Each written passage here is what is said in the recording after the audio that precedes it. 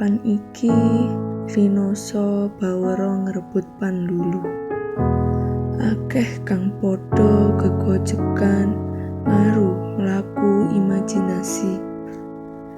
Tinanduran kurit ledung-ledung, katresnan bun-bun esuk pinencokan ing pucuk-pucuk gegodhongan.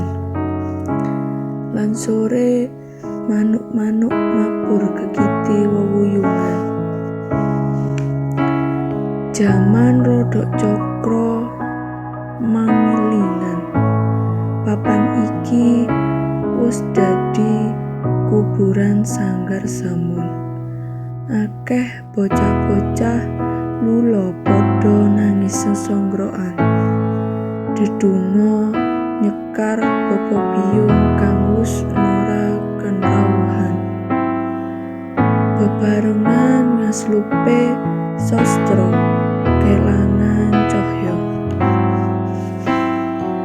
Mbok menawa kowe lan aku dina iki isih kuwawa kanthi sisa pegat-pegat ambekan. Ngelacak lan njuputi geguritan cicir nadyan. Kesandung-sandung kontal dinendangi bal globalisasi. Sesambat tangis layung-layung. Gelis agemis opo ngrantu tumekane